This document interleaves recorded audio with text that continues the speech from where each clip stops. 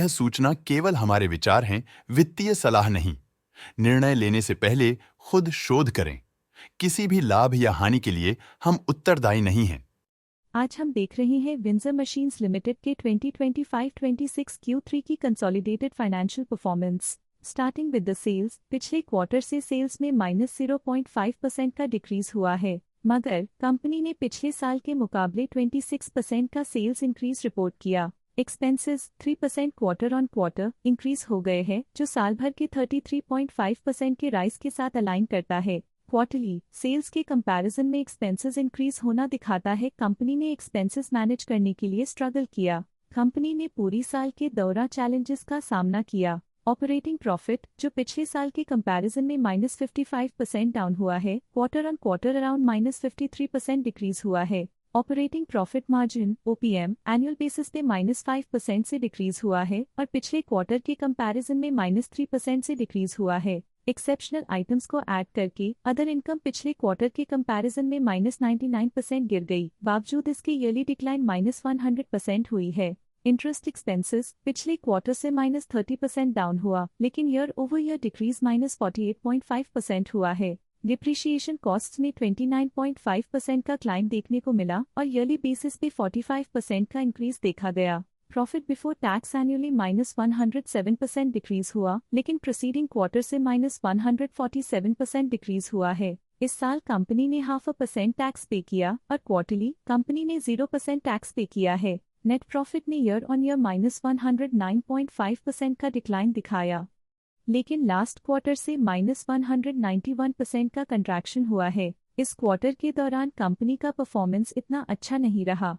Negative net profit losses को indicate करता है। वहीं अगर एनुअल एनालिसिस की बात करें तो साल के दौरान कंपनी का परफॉर्मेंस अच्छा नहीं रहा। नेगेटिव नेट प्रॉफिट का मतलब है कि कंपनी प्रॉफिट के कंपैरिजन में नुकसान उठा रही है। अर्निंग्स पर शेयर EPS में ईयरली -106% का डिक्रीज देखा गया, लेकिन क्वार्टरली में लगभग 2 गुना की गिरावट भी नजर आई। इस क्वार्टर में कंपनी का EPS इतना अच्छा नहीं रहा। नेगेटिव प्रॉफिट कमजोर एफिशिएंसी को दिखाता है। विंजर मशीन्स लिमिटेड के फाइनेंशियल स्नैपशॉट को रिव्यू करते हुए कुछ मुख्य ट्रेंड्स सामने आए हैं जो कंपनी की परफॉर्मेंस पे रोशनी डालते हैं। दिसंबर 2022 से दिसंबर 2025 तक विंजर मशीन्स लिमिटेड की फाइनेंशियल जर्नी में सबसे पहले बात करते हैं सेल्स की। इस साल सेल्स में 48% की वृद्धि हुई है और पिछले 4 सालों में 37% की वृद्धि हुई है, जो एक निरंतर अपवर्ड ट्रेंड को दर्शाता है। लगातार 2 साल की गिरावट के बाद इस साल सेल्स में वृद्धि हुई है, जो मार्केट कंडीशंस में सुधार का संकेत देता है।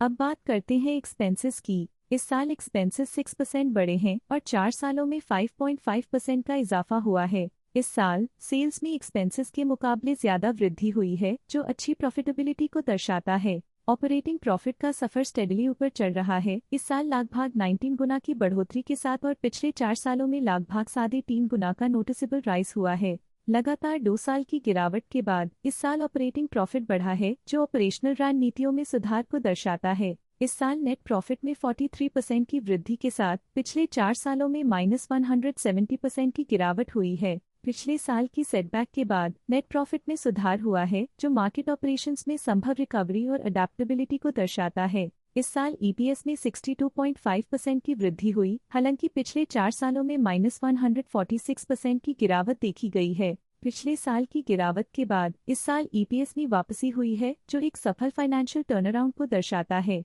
चलिए अब बात करते हैं शेयर होल्डिंग पैटर्न की। विंजर मशीन्स की शेयर होल्डिंग रिपोर्ट्स कुछ इस प्रकार की हैं, जो दिसंबर 2025 के 31 तक चलता है। ये रिपोर्ट कंपनी के शेयर्स की डिटेल्ड जानकारी देता है, जिसमें promoters, promoter groups, foreign investors, public investors और सरकारी एंटिटीज शामिल हैं। प्रमोटर्स शेयर होल्डिंग 2025 के में 44.52% से इंक्रीज होकर 2025 के दिसंबर में 46.18% तक का इंक्रीज देखा गया है। इस इंक्रीज से साफ होता है कि प्रमोटर्स का कंट्रोल कंपनी पे और मजबूत किया है। पब्लिक हेल्थ शेयर्स का परसेंटेज 2025 के में 51.92% से 2025 के दिसंबर में 50.23% तक डिक्रीज हो गया। इस डिक्रीज से साफ है कि इस टाइम पीरियड में कंपनी में पब्लिक का हिस्सा डिक्रीज हुआ है। जब कंपनी के शेयर्स का मैक्सिमम हिस्सा पब्लिक के पास होता है, तब ये माना जाता है कि कंपनी कमजोर हाथों में है, जो बाजार की अस्थिरता और स्पेक्युलेटिव ट्रेडिंग को इंडिकेट करता है। DII डोमेस्टिक इंस्टीट्यूशनल इन्वेस्टर्स ने अपना शेयर होल्डिंग 2025 में 2.5% से दिसंबर 2025 में 2.56% तक इंक्रीज किया।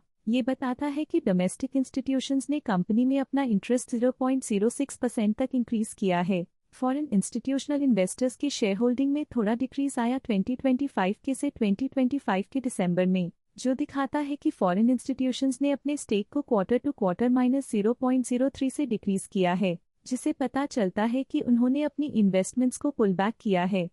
ये था कंपनी का करंट शेयर होल्डिंग पैटर्न। आज के लिए फाइनेंशियल सेक्टर में इतना ही। देखने के लिए धन्यवाद।